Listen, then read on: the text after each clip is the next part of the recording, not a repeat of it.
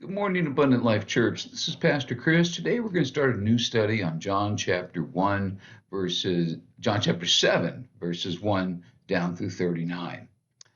One of the very first weddings I ever did, it was, we had the rehearsal the night before. A good rehearsal, you can usually get out of there in under an hour if you run a tight ship. This was close to 3 hours, and it was chaos. This couple, they were completely unprepared, and they wouldn't listen to me about anything. In fact, when I would make a suggestion, the bride was pretty rude and snippy with me, I'll be honest with you. Even the mother of the bride at one point told me to just be quiet and mind my own business. And I was not happy with this, and it was just absolute chaos. All the bridesmaids were piping in with what they wanted done, and nobody knew what they were doing. And I told myself from now on, I need rules, and I will never allow myself to be treated like that again by any bride or any bride's mom. Now, I should probably tell you something more about the bride herself. It was my little sister, which meant the mother of the bride, who told me to be quiet, was also my mother. And she told me that many, many times. But here's the difference. I wasn't there as her son or as the bride's brother. I was the pastor. They weren't seeing me as a pastor. Uh, was some of it my fault? No, none of it was. All their fault. But here's the point I want to make. In the passage we're going to look at today, Jesus goes to a festival. The problem was he went there as the Messiah, and the people really didn't see him as the Messiah. They just couldn't get used to seeing him that way. Why not? And what effect does it have when so many people can't seem to grasp who Jesus really is? Many people refuse to believe in him.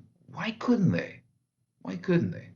Now, there was a wide variety of people who simply could not accept the fact that this guy they knew, again, was not the Messiah. Let's look at verses 1 through 5 here. Verses 1 through 5 say this. After this, Jesus went around in Galilee.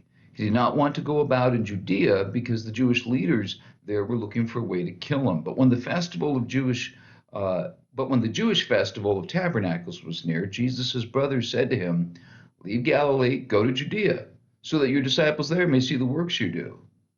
No one who wants to become a public figure acts in secret.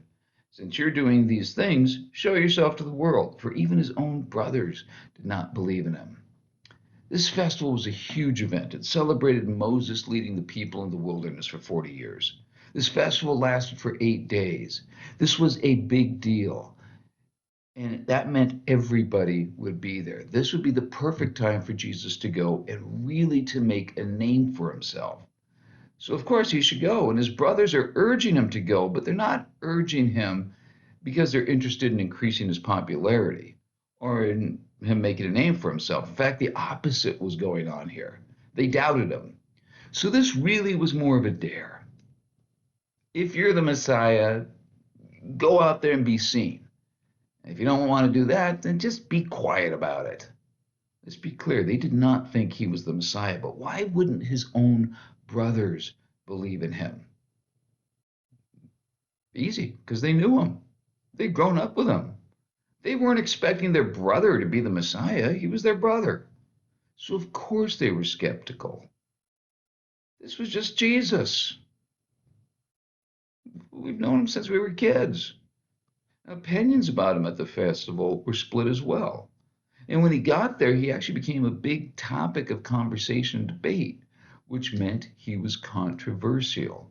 But it really meant people were thinking about him. I'm going to skip a few verses here, and let's go down and look at verses 10 and 11. However, after his brothers left for the festival, he also went, not publicly, but in secret. Now, at the festival, the Jewish leaders were watching for Jesus and asking him, "Where is he?" There's maybe 1 million people at this festival. Why are the Jewish leaders concerned about one guy? Well, he was in their heads. They wondered why he wasn't there. He had become such an annoyance to him that now they're looking at, is he here? Is he not here? They just knew he was going to show up and annoy them even more. So they're prepared for some kind of confrontation, a big scene, maybe even an arrest. But he's not there when it starts. Well, now what? We were expecting him, we were all ready for him, and he's not here. You see, again, he's in their heads. I don't usually like to do, as you know, I don't like to make sports analogies, but I'll make an exception in this case. Hakeem Olajuwon, one of the greatest centers of all time, played for the Houston Rockets, was a dominant big man. And one of the guys that always gave him problems was the Boston Celtics' Kevin McHale. He just really didn't have a way to get around Kevin McHale. Kevin McHale's arms and legs were so long that it was hard for him to try and get away with him. And what McHale loved to do was to lean on opponents. I mean, you get a guy that big with arms and legs that long, leaning all over you, it's hard to move. And so McHale or Olajuwon did this. When McHale would start to lean on him, when he would put his back to him and try to back him into the basket, rather than trying to fight that and lean back even harder, Olajuwon just walked away. And you know what happens when somebody's trying to lean on you and you walk away? You fall down. After that, he was in McHale's head. McHale had no idea what to do. See, that was the real victory. I want you thinking about me. I'm just going to walk away instead of having a confrontation with you. Now I'm in your head. Now you're thinking about it. This is what Jesus was doing with these religious leaders. And he was in the heads of the common people too. Look at verses 12 and 13. Among the crowd, there was widespread whispering about him. Some said, he's a good man. Others replied, no, no, he deceives the people.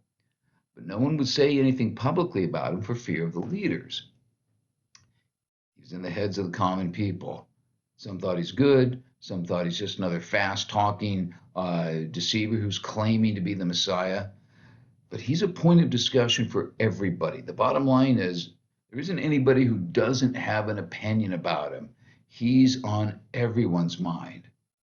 But he's not only on the leaders' minds, he's become a problem for them too. Look now all the way down at verse 32. We'll fill in the rest of this in our subsequent meetings, but verse 32. The Pharisees heard the crowd whispering such things about him. Then the chief priests and the Pharisees sent temple guards to arrest him. Not only is he on the leaders' minds, he's a problem for them. If people start to believe him, they're going to doubt them and question them. So something had to be done. It says they're going to arrest him. All right?